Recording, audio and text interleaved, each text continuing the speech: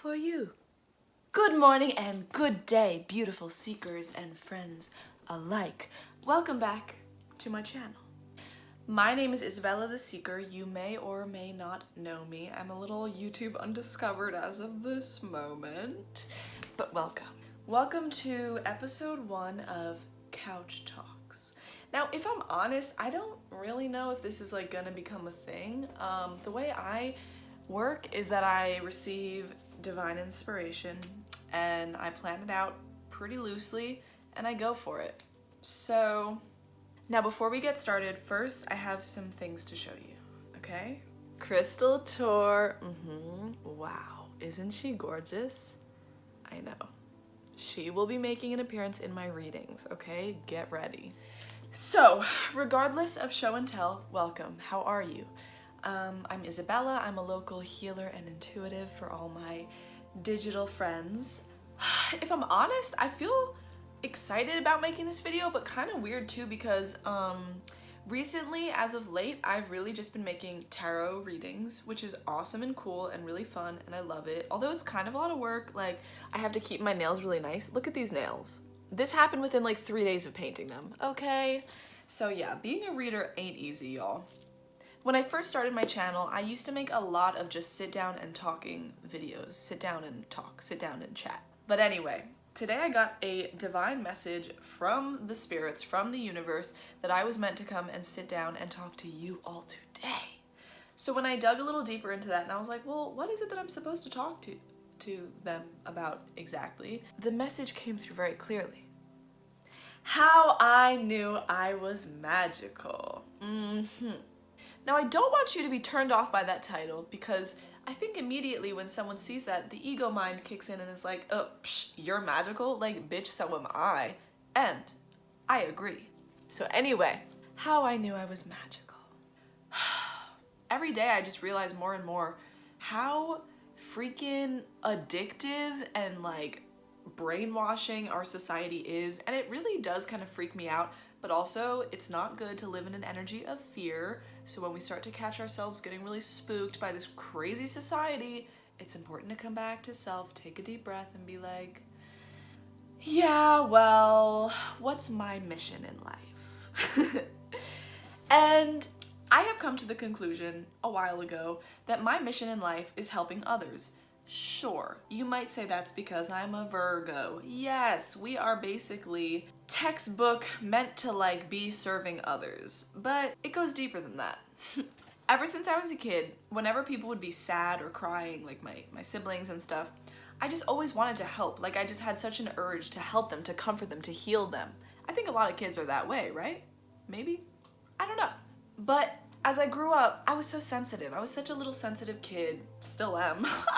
Very empathic, okay? I'm sure many of you can relate if you found me speaking to you now, okay? And that sucks. Like, it sucks, sort of, but it's also an entirely amazing blessing.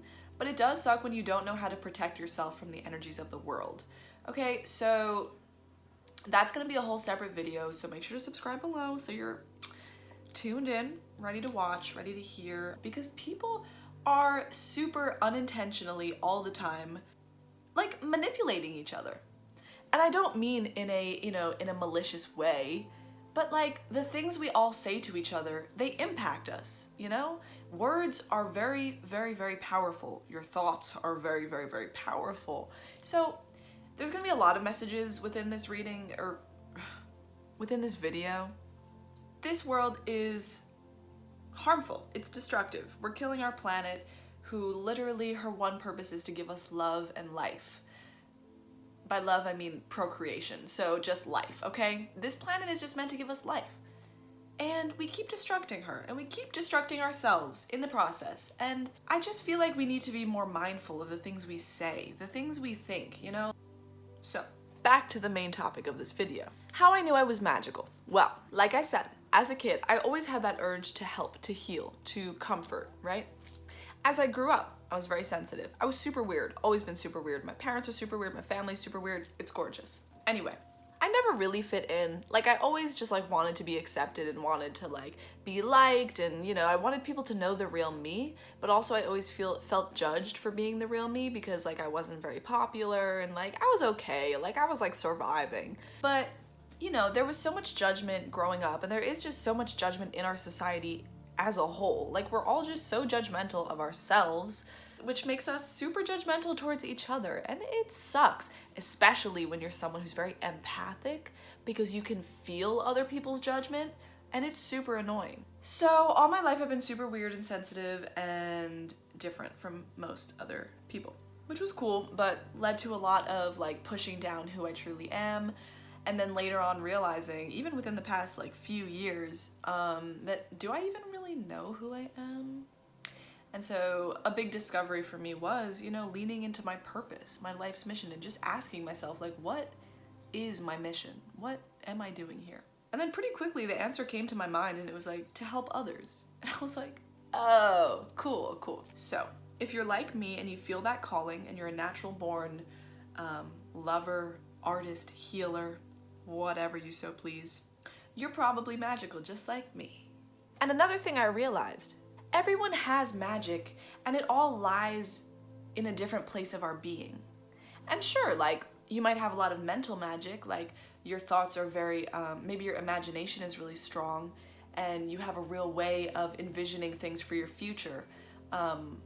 So you're a master manifester. That's Master Manifestation 101, honey. Some people's magic is more mental. They have really high intelligence, or they can really thrive in an academic setting.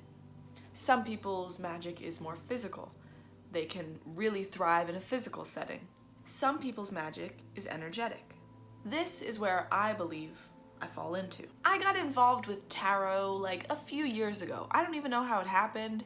I know that my aunt is very magical and she was doing tarot, and I was always super interested in that. But somehow it just like appeared in my life. And it's funny how things that are meant for us often just do that, like magic. As I was growing up, I was super sensitive to everyone's energy, but like whatever, I just figured I was like a sensitive person, and like it was kind of annoying, but you know, didn't think much of it. But I did start to realize more and more that I would get very energetically drained, you know, just from like being around a lot of people. Or, you know, if I was around someone who was really kind of in a low mood, I would very easily take on their energy, and it was super uncomfortable. Like, no one wants that. So as I kept growing and growing, I eventually went to college. And in college, I would be hanging out with people, and like, if I were under the influence of any type of substance, and I'm not, disclaimer, I am not suggesting that in order to discover your magic, you should start taking any substances.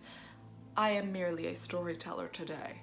So, yeah, so when I was in college, so like, whenever I would be under, you know, the influence of any type of substance, I noticed that my hands started moving very kind of flowily, like very kind of just like this, and just like moving around, and I could feel the energy that was in my hands super intensely, like the energy of other people, the energy of just like the world around me, my own energy, like I can feel it now.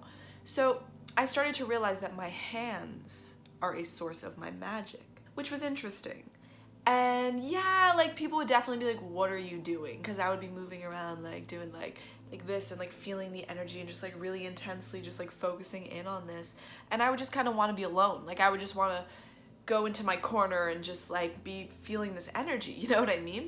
So I think that's also another sign that you may be very magical, is if you can physically feel the energy of things. And I'm talking about like energetic magic in this video, like if you're a healer or yeah, like an energetic, yeah, because everyone can feel energy, but some people aren't guided to feel it. Like it's just not really on their life path. For whatever reason, it's not part of their mission, their purpose. So I really feel like step one is identifying your purpose, if you're wondering if you're magical. First of all, you are. Everyone is magical because our thoughts create our reality. So, you know, to be able to think whatever thoughts you want to think, to start to be conscious of the thoughts you're thinking, and then to choose to like make your thoughts more positive, you know, to do things that make you feel good, and to hang out with people who make you feel good, and to follow your gut and follow your instincts. These are all how you start to really trust your intuition and really unlock your magic. But But as I was feeling the energy, sometimes I would be in a space where I'm just so sensitive to the energy of people around me. So like when I'm under the influence of something, it gets very amplified. And I think a lot of people have found this to be true. People I've kind of talked to about this. And if I were in a space where the energy was kind of bad vibes, but like I was there, I had to hang out with those people for that night, and I was having fun, but I was very sensitive. I kind of started using my intentions, like my mental thought process, to create more magic. So I would like be kind of tapped in with my hands, like feeling the energy of the space, and then I would think consciously, I transmute the energy in this space. I release the negative energy in this space, and I would just kind of do like that, like do whatever just feels right, just being very in my body, in my being. And like, it's funny because almost immediately the energy would shift in the room. Like people would start to be more lighthearted. Like it's so crazy. I know it sounds crazy, but like if you're here, you probably believe in magic anyway. But the power of intentions is insane. There was another time when I was at school, and I've told this story to like a few close friends, so if you're watching this, you might know, you might have been there. But a few people were in my room, and I had, kind of whipped my tarot cards out, and I was like, like we were like kind of just having fun, whatever. And I was like, oh, like let's just have fun. And my friend, who had never done tarot ever in his life, was sitting next to me. He pulls out the deck. I ask a question in my head. I don't even say it out loud. He starts shuffling. I'm like, take some deep breaths, connect your energy with the deck, and just do what feels right. Follow your gut, follow your instinct. So he starts shuffling. He's like taking a deep breath. He kind of splits the deck in his own way that feels right. He chooses some cards. I had like asked him if it was okay if I could like set an intention so that he can really connect with the energy. He's like, yeah. So I kind of put my hand over his back, just like floating, just hovering, not touching. And I just, for a second, just thought, set an intention, like, spirits, angels, and guides, please send whatever messages you have for me through him, through my friend right now, so he can relay these messages. And so I just kind of did that for a second, hovered my hand, and then I let him do his thing. He starts reading these cards. He had never read a card before ever, never done tarot in his life. It's like the 3 of Wands, it's like the 9 of Swords. It's like super abstract, to someone who doesn't know what these cards mean, very abstract cards. And he starts relaying this message that was, I swear, like he was in a trance. Like he was saying things that he could not have possibly have, figured out from like an image with 7 wands crossing each other. Like very, very abstract things. And he started to say things that were incredibly wise and just like totally not what you would expect. And I was sitting there like, like, is this really happening right now? It was so powerful. That to this day is one of the most amazing stories, I believe, because this was someone who literally had no guard up. He was totally into it. Like he was like, yeah, let me do like, because we had set the intention for it just be play, just like, let's see what happens, So there was no pressure. And he was straight up relaying messages from a higher power because I had set that intention and he was open to receiving that. It was the most mind-blowing thing. So how I realized I was magical was, number 1, I was super empathic, super sensitive to everyone's energy ever since I was a kid. Number 2, I always had the inclination to heal, to comfort. I always, when I was a kid, I felt like I was super wise. I always had wisdom I wanted to share, and I wanted to talk to adults. Like I've always gravitated towards adults because I just feel like there's so much that I have to share and I want to speak about and all this stuff. But I remember I was never taken seriously because I was just a kid. So number 3, I always felt like I was a wise soul, an old soul. Number 4, as I grew up, I learned that my hands had this magic. My being was very physically magical, very powerful, and I was always gravitated towards, healing and like the idea of healing and the concept of tarot and the concept of witchcraft. Stuff like that always really intrigued me.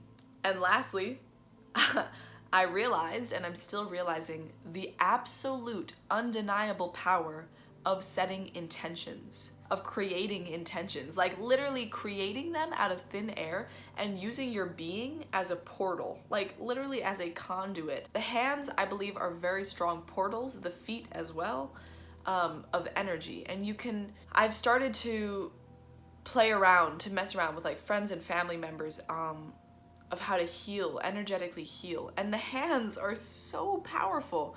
Like if you're in a relaxed state and you have someone there and they're in a relaxed state and you start to just kind of like hover your hand over their being, like Like right now I can feel my heart needs a little love. My heart needs a little like energetic rejuvenation. I can feel that through my hand and just through my knowingness. But also if I were really peaceful and calm and stuff, I could set an intention and just kind of visualize a healing light entering from my hand into my heart and just allow that to happen, allow that to be real and allow that to take place. And it works.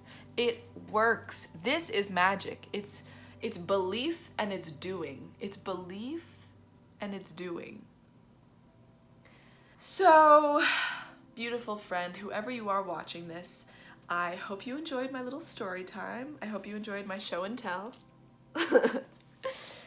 And yeah, that's how I knew I was magical. I'm hoping that you have maybe gained some affirmation for yourself watching this. Maybe you're like, oh shit, I am super magical. Or maybe you learned something. But regardless, yeah, I am Isabella the Seeker. I am here to aid you on your journey of love and life, just like I'm doing for myself.